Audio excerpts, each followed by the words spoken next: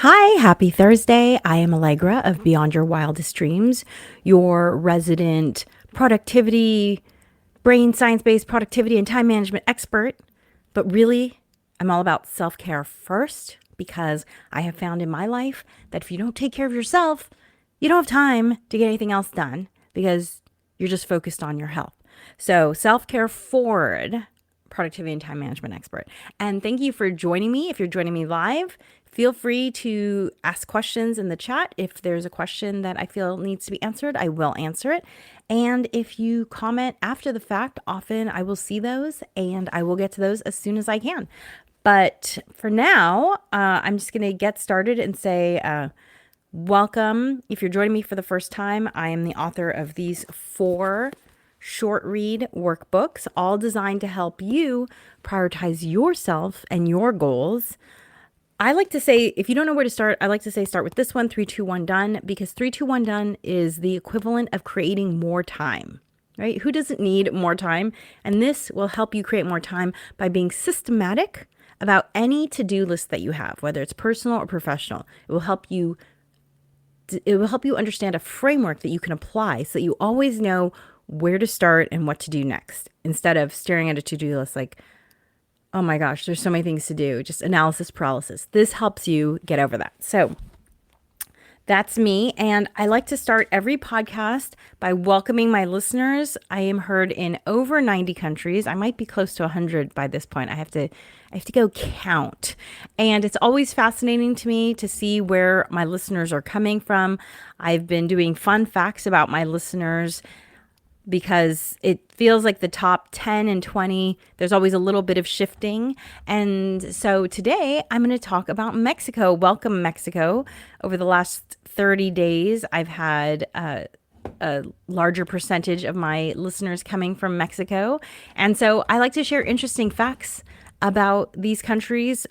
Some of them I've never been to, and so I'm learning for the same time. Mexico is a country I've had the great joy of being to, as well as I have family in Mexico, so that's really fun. My dad's side of the family has roots in Guadalajara, so for anyone who knows Mexico, there you go. And especially around Tlaquepaque, if you're familiar with that area, and Tonola. So, fun, interesting facts about Mexico. Mexico actually had the oldest university in North America at one point. I never heard that fact. I think it's fascinating. Apparently, it doesn't exist anymore in the form that it was originally founded, but it was founded in 1551 by Charles V of Spain. It was called Real y Pontificia Universidad de Mexico, and it operated until 1865. So that's fascinating. I am going to have to dive deeper into that fact because I did not know that. Here's a fact I did know that maybe a lot of people don't know. In Mexico, children don't usually get presents on Christmas Day. Instead, they celebrate with gifts on January 6th, which is called Dia de los Reyes, which is when the 3 wise men visited Jesus. So it is on January 6th. And traditionally, you're supposed to leave your shoes out, and gifts get left in shoes. I tried it a couple times. My Hawaiian Asian mother was not really into it. So yeah, that didn't go very far. But I did know it exists. And, originally when the Spaniards came to Mexico, what really did a lot of the killing for them, if you didn't know this, was smallpox. They brought smallpox with them. And apparently it was a version that most of the Spanish were immune to. However, it killed 3 million indigenous Mexicans. And that number is thought to be conservative. Oh my God, that must have been so horrific. And it's actually part of what led to the conquest, because not only did it decimate their numbers, but also the Aztec, the way that it is understood to have been interpreted is that the Aztec assumed it was a punishment from the Christian God, who must be more powerful than their own gods, which led to them quickly accepting Catholicism. So, interesting facts about Mexico. Bienvenido. Welcome. Thank you for joining me. And I'm going to grab a card for my little box of positive chaos. I never know what it says, but it's always exactly what I need to hear. So let's see what it says today. Among the things you can give and still keep are your word, a smile, and a grateful heart. Zig Ziglar. Oh my gosh. So I'm very familiar with Zig Ziglar. And I don't know exactly, he was a motivational speaker a long time ago. How long? I'm not exactly sure. 50s, 60s? I don't know. And by that I mean 1950s, 1960s. Anyway, he was a motivational speaker, and I know he was a like star salesman. And what a great quote. Among the things you can give and still keep, your word, a smile, and a grateful heart. Ah, I love that. Yeah. I mean, I actually saw, I'm sure you've seen this before, some version of it. I feel like I see a version of it frequently, but I always love it, which is, it's always like a movie that is shot as though it's a day in the life, and you see people interacting with each other negatively, and you see how that negative energy gets transferred from person to person to person until one person finally says, no more. I'm going to send out positive energy. And then you see that person goes about their day and kind of bumps into the same people that they bumped into that started the negative ripple, only they start the positive ripple. And I'm a big believer in that. In fact, one of my habits that I feel like really is what helps me maintain a positive attitude is I never get angry in the car. And you might not drive. You might be in a culture that isn't on the road a lot, but in Los Angeles, it's very much a car culture. You don't have to get into a car, but most of us do because things are very spread out. And like, for instance, my kiddo's school is about 15 miles away from me. So I have to get in the car. If we were even to bike ride that, it would take what, an hour and a half, 2 hours. So not to mention arriving very sweaty. So I'm in the car lot, and I never get upset. It's something that people notice because I just don't see the point. If you yell, it's not even like that person hears you. Like, that's the crazy thing to me, is the people that are yelling in their car to themselves. And really, it creates all that negative energy within you. How are you feeling when you arrive at your destination? I always feel great because I get into a car. I know I'm going to get into some sort of, long distance travel because that's just the nature of where I live. That's like, being, that's like living in England and getting upset about the fog. Like, it's just there. It's part of it. That would be like living in LA and being upset about the sunshine. I don't get upset about things that are just going to happen regardless of what I do. So I just control the one thing I can control, which is me and having a good attitude. And so I feel like that's a lot of what Zig Ziglar is saying here. Like, you can control keeping your word, giving someone a smile, and having a grateful heart. And ultimately, that's all you can control. Although you can make phone calls. And for those of you who've been following me for a while, you know that I have been very active in speaking out about the things that I am not happy about that are happening in this country and in the world. And I urge you to use your voice and check out 5calls.org, 5calls.org. You go there, you enter your zip code, you can just pick a topic that concerns you. It gives you a script.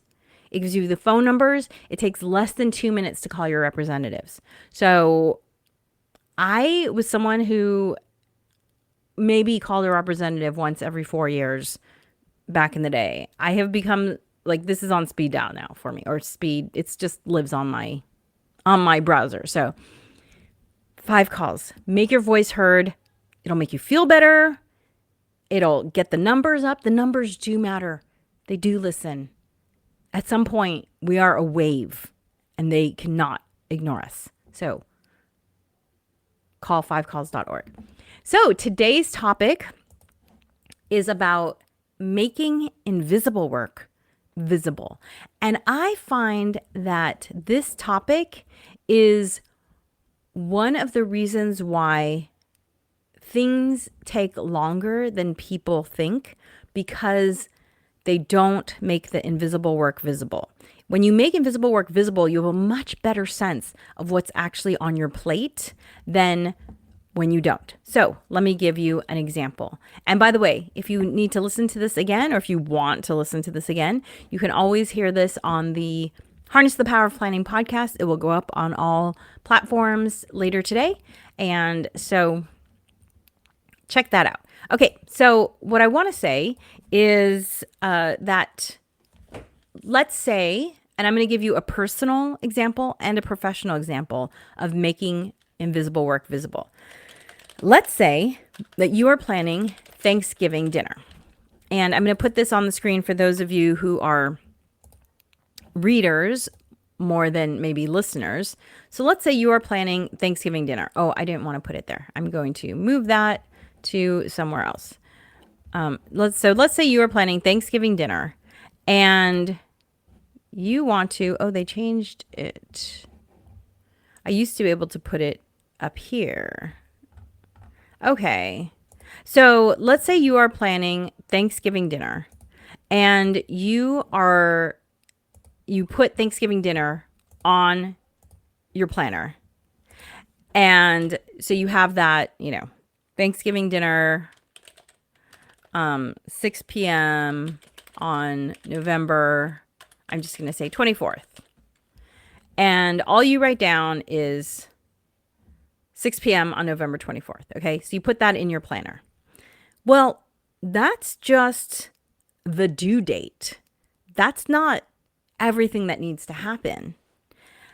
And if you're only writing that down, then all of the other things that you need to do to make this event happen, you're holding it in your head. And when you use your head like a to-do list, it clogs up, let's just call it processing time, and it makes you unable to do higher level, more creative thinking. It's actually very tiring. It's kind of like when you have lots of windows open on your computer and your computer starts going slower and slower and slower. It's kind of like that. So I like to get all of that invisible work out of my head and into my planner so that I don't have to think about that stuff. And so let's say you have Thanksgiving dinner, you can just grab a piece of paper if you're not a planner user yet. I say yet because I hope someday you will be a paper planner user, because I find them to be very useful.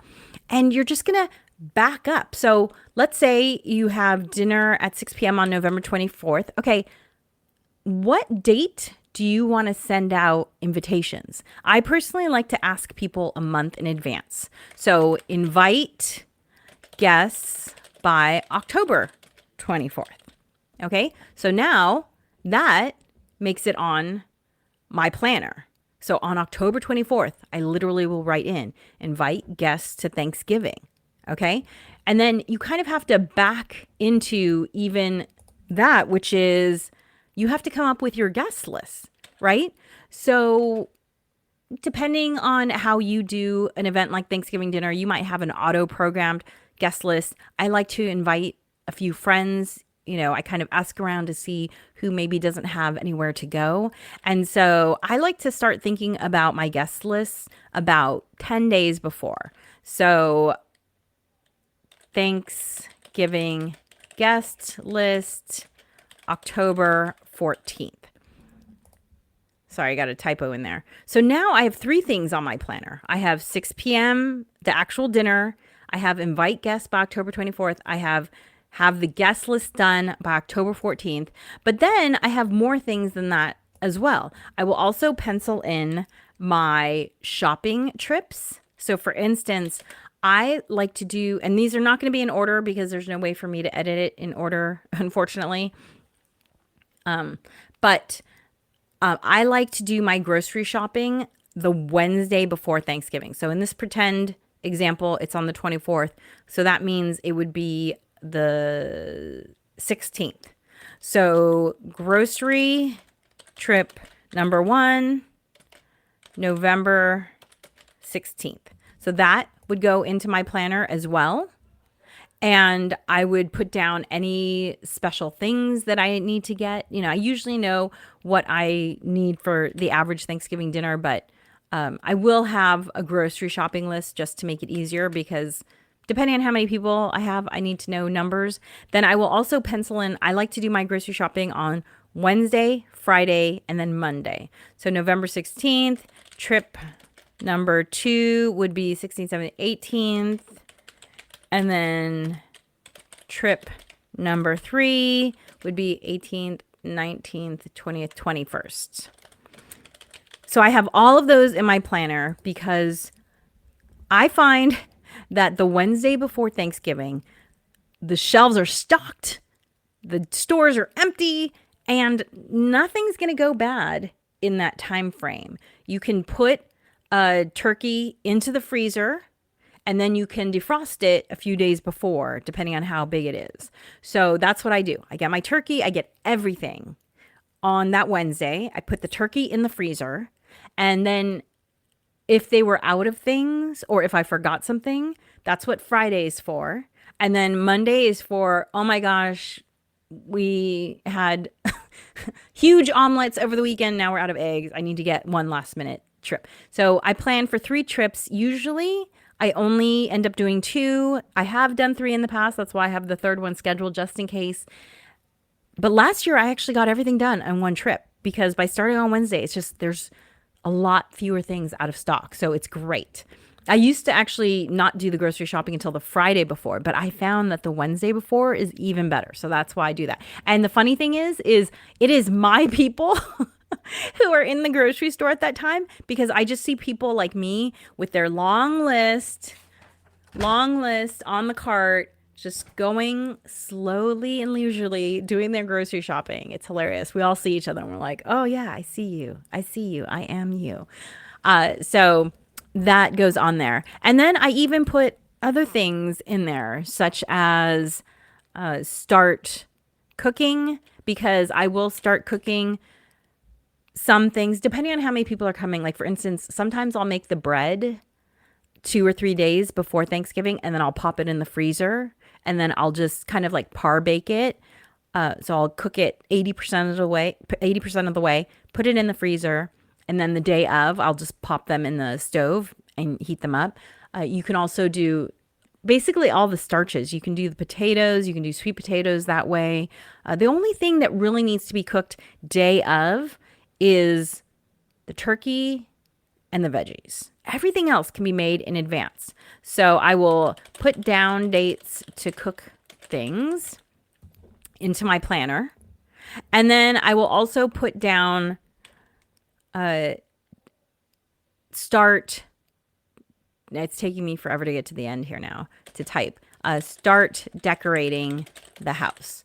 So you can see, instead of one thing on my planner, which is just the due date, as I said, the dinner itself, I have 1, 2, 3, 4, 5, 6, 7, 8, 9, 10. I probably have 10 or 11 things on my planner.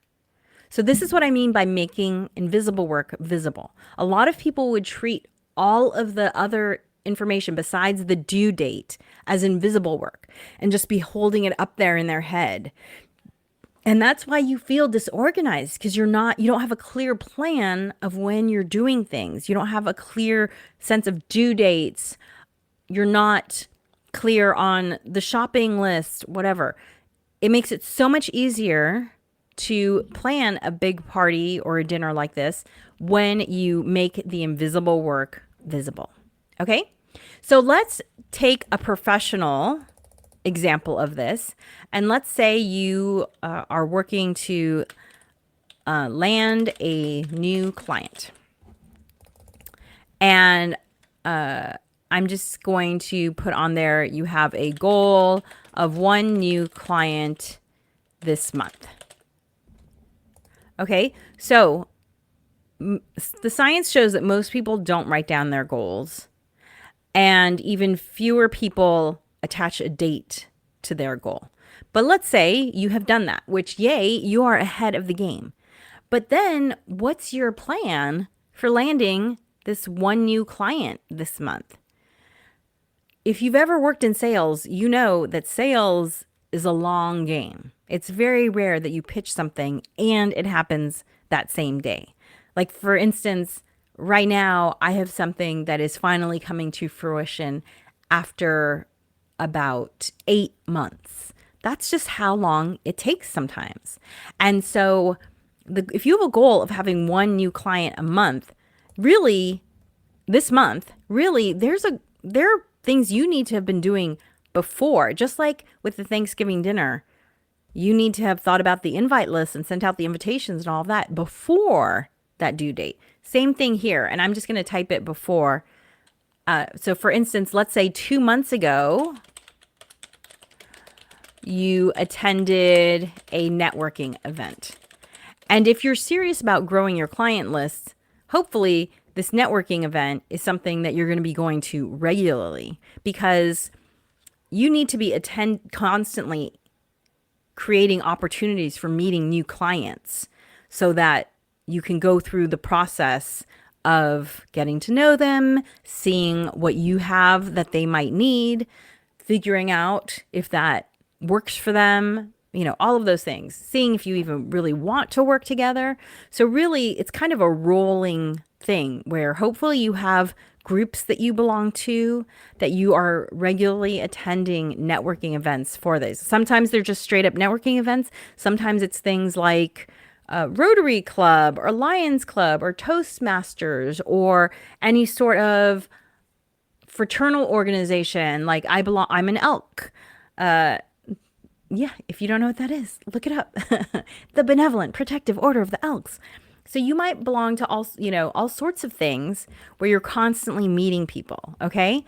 And so let's say you ended up meeting someone that you hit it off with at that networking event, and you gave each other your cards, and you need to now follow up with your new contact. So let's say you put in a date. So 2 months ago, you attended a networking event, follow up with your new contact.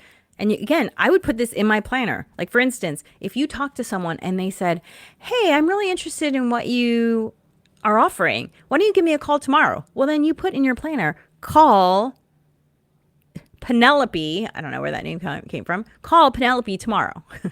Put that in your planner.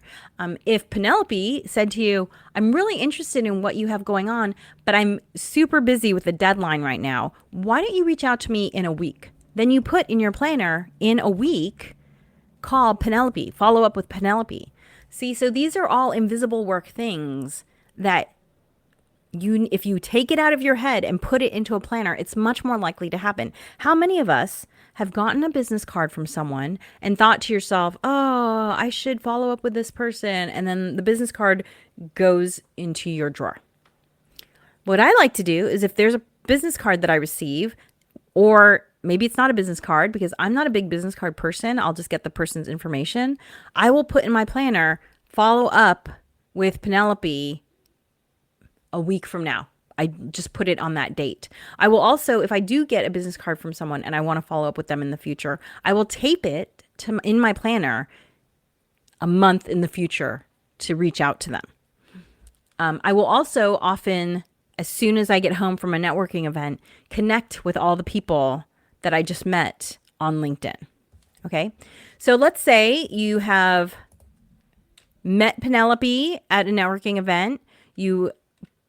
She said to follow up with her next week. You put that into your planner, and you had a phone conversation with Penelope, and she said, that sounds great. Can you send me a proposal?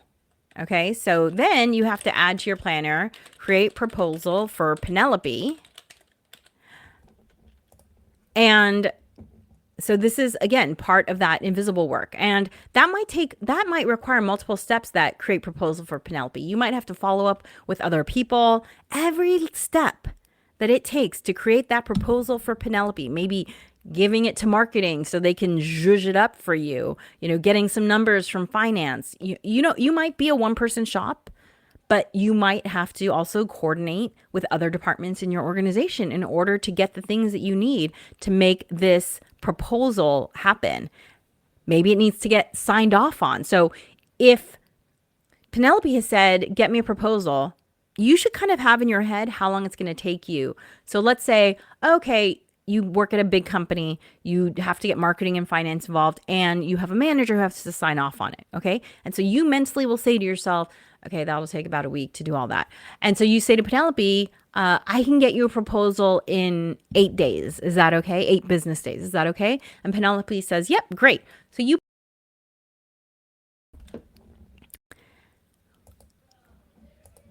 you're going to put that date into your planner. Create proposal for Penelope in 8 days.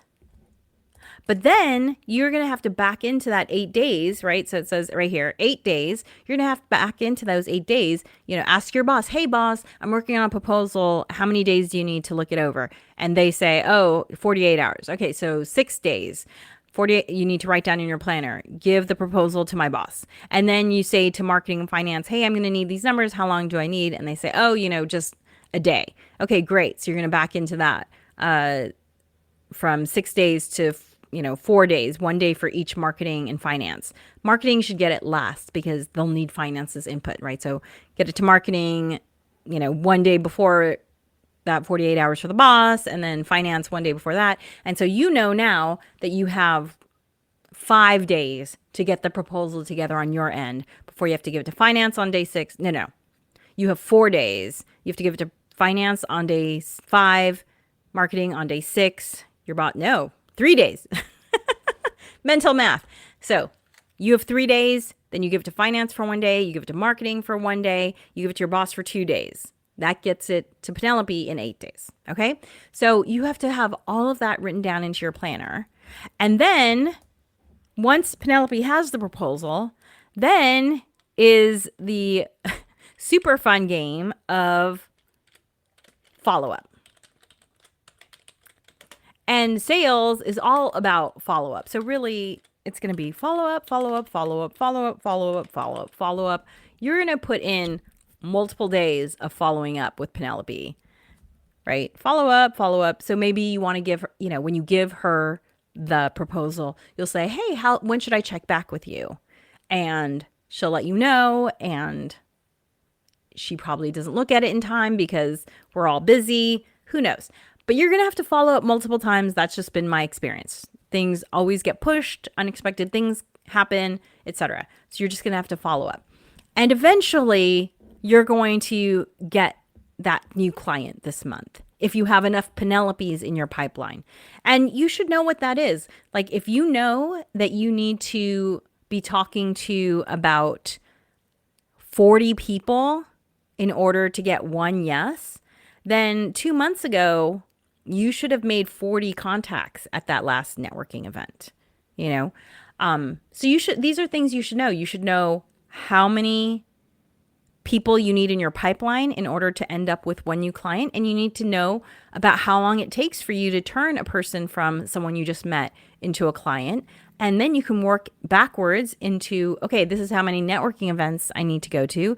This is how many people I need to meet, how many contacts I need to be cultivating so that you can get to the place of one new client this month. Again, this is all the invisible work that goes into it.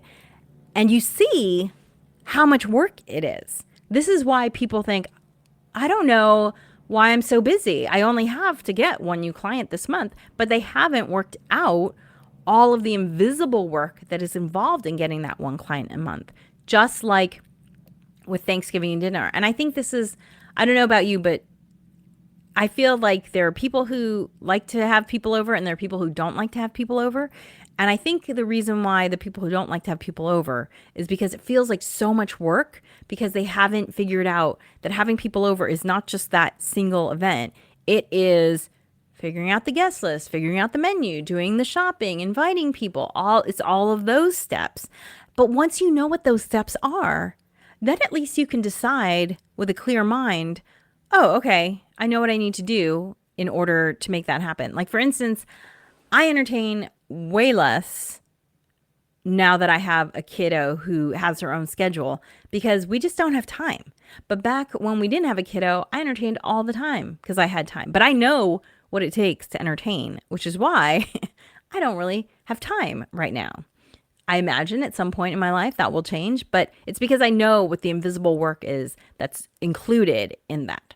So make invisible work visible, put that into your planner, and you will have a much better sense of what you need to do, when you need to do it, and how much effort that thing is actually going to take. And, if you've heard me before, then you've heard me talk about something called keystone habits. Keystone habits are habits that have been shown to have a much bigger benefit than just the initial thing that you do. So, for instance, making your bed is one of the most well-studied keystone habits there is. Like, not only does it make your room look neater, but it's been shown to just boost your outlook on the day because it gives you a quick win, it improves executive functioning, it has all of these benefits. It's so studied. If you type in keystone habits making the bed, you'll be shocked at the amount that has been written about it. Okay? Planning is also one of these keystone habits because not only does it make you more organized, but by having a plan, it's been shown to reduce anxiety. I'm not a doctor. I don't play one on the internet. But I have felt this, like literally, as when I work with my planner, I feel my anxiety level decrease because I'm no longer having to hold all this stuff in my head. It's now in a place that I can refer to easily. So this is why I always say planning makes everything easier because it does reduce the anxiety and it makes it really clear on what you have to do. So thank you for joining me today. Next week's podcast is a little bit up in the air because I am going to be doing my annual trip with some of my girlfriends. And so I always love having them on the podcast whenever possible. So we might do the podcast a little bit early because we aren't together on Thursday. So I'll figure it out, hoping to bring you that podcast. That's my goal. We'll see. I might have to do a re-release of a previously recorded. We'll see how it all works out. But until then, be sure to like and subscribe wherever you listen. Remember, fivecalls.org. It makes you feel so good to do something proactive and to get your voice heard. And remember, planning makes everything easier. Bye.